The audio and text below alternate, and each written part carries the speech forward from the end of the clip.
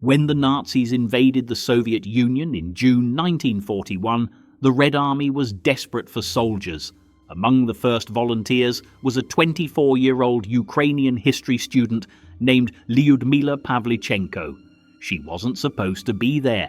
She was supposed to finish her degree, start a quiet life, maybe become a teacher, but when the war came, she traded her textbooks for a rifle. At first, the recruiting officer laughed when she asked to join as a sniper.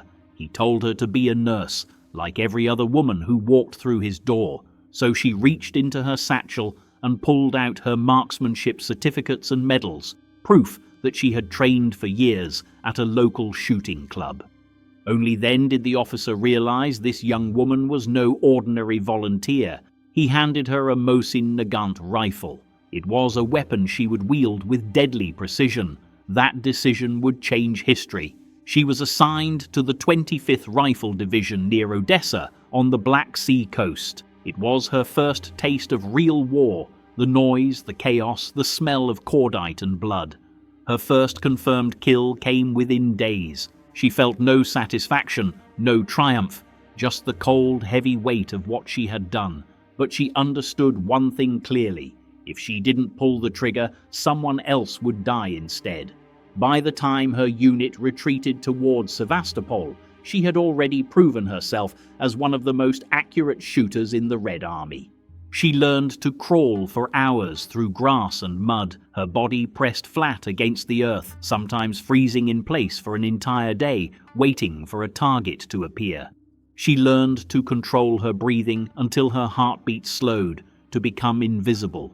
War had turned her patience into a weapon. In the ruins of Sevastopol, she hunted the invaders one by one. German snipers began hunting her. They set traps, moved their positions constantly, and used decoys to draw her out. She countered by studying their habits, the rhythm of their shots, the glint of their scopes in the sun. When she fired back, she rarely missed. She killed 36 of them. Each shot saved dozens of her comrades. Each kill was a silent message. The Red Army was watching. As the siege of Sevastopol dragged on, Lyudmila's legend grew. She moved from position to position, covering the same ground as entire platoons. When German infantry advanced, she picked off their officers first, sowing confusion. When tanks rolled forward, she targeted the soldiers who carried explosives, preventing them from reaching her lines. She became both protector and predator, an unseen force on the battlefield. When she reached 100 confirmed kills, the army awarded her the Order of Lenin, one of the highest honors in the Soviet Union. Her commanders urged her to slow down, to rest, but she refused. The war wasn't over, and every day more of her friends died. By 1942, her official tally had passed 300, making her the most successful female sniper in recorded history. Unofficially, it was said to be even higher. The Soviet press turned her into a symbol of resistance. Her name appeared in newspapers across the country. Posters showed her standing calmly with her rifle against a backdrop of smoke and snow, her expression unreadable. To civilians, she was proof that the Nazis could be beaten. To German soldiers, she was a ghost story whispered in the trenches. The enemy began calling her Lady Death. But behind the myth was a woman living in constant fear and grief. She watched friends vanish in artillery strikes. She carried wounded men to safety when medics couldn't reach them. She lived for weeks in bombed-out basements, sleeping beside corpses, rationing ammunition. 4 times she was wounded, once by mortar fire that nearly tore through her leg. Each time she refused evacuation until ordered to leave.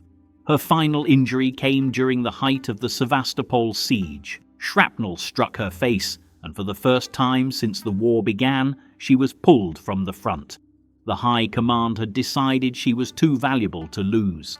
They sent her to Moscow, not as a soldier, but as a symbol. In 1942, Lyudmila Pavlichenko was chosen for a Soviet goodwill tour to the United States and Canada. Her mission? To rally Western support for a second front in Europe. It was her first time outside the Soviet Union, and her first glimpse of a world untouched by war. She met President Franklin D. Roosevelt at the White House. Eleanor Roosevelt, fascinated by her courage, invited Lyudmila to travel across America. Everywhere she went, crowds gathered to see the young woman who had killed hundreds of Nazis. Reporters asked her frivolous questions. Did she wear makeup at the front? Did she braid her hair under her helmet? Did she worry about finding a husband after the war? Her patience finally snapped. At one press conference, she stared down a room full of male journalists and said coldly, "I am 25 years old and have killed 309 fascists. Don't you think, gentlemen, you have been hiding behind my back for too long?" The room went silent. That quote made headlines across America. Suddenly, she wasn't just a Soviet hero, she was an international one. Women admired her strength, men respected her nerve. She stood beside Eleanor Roosevelt on stage, speaking about courage, sacrifice, and what it meant to fight for survival. She was living proof that war had rewritten the limits of what a woman could do. Back home, her words were broadcast across the Soviet Union. To soldiers freezing in trenches, she was a reminder that victory was still possible. To civilians enduring bombings, she was hope wrapped in steel. After the tour, she returned to the USSR and was assigned to train new snipers rather than return to combat. She taught them everything she had learned: how to move unseen, how to control fear, how to shoot once and disappear. Many of her students would later fight at Stalingrad and Kursk, carrying her lessons into the bloodiest battles of the war. But Lyudmila herself was never the same. She had seen too much, lost too much. When the war ended in 1945, she was only 29, but she looked twice that age. She returned to finish her degree and became a historian, lecturing quietly about the past while trying to escape her own memories.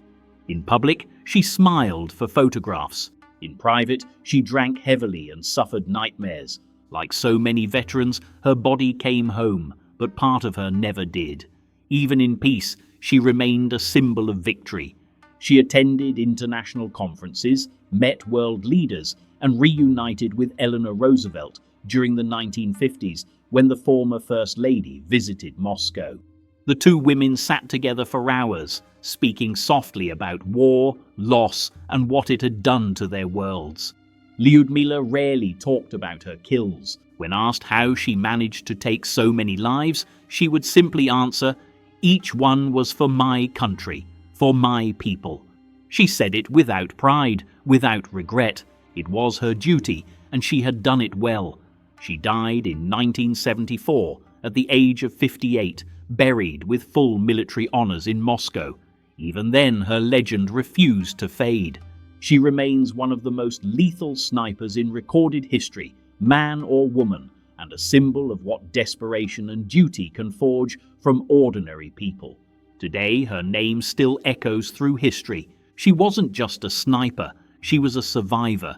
She was a student who picked up a rifle because her homeland was burning, a woman who proved that courage has no gender, and a reminder that even in the darkest moments of war, individuals can change its course.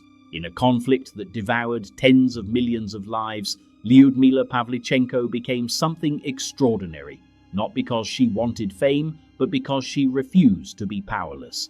She didn't fight for glory, she fought because there was no one else left to do it. And when history finally wrote her name, it didn't just call her a soldier, it called her Lady Death, the woman the Nazis feared most and the world would never forget.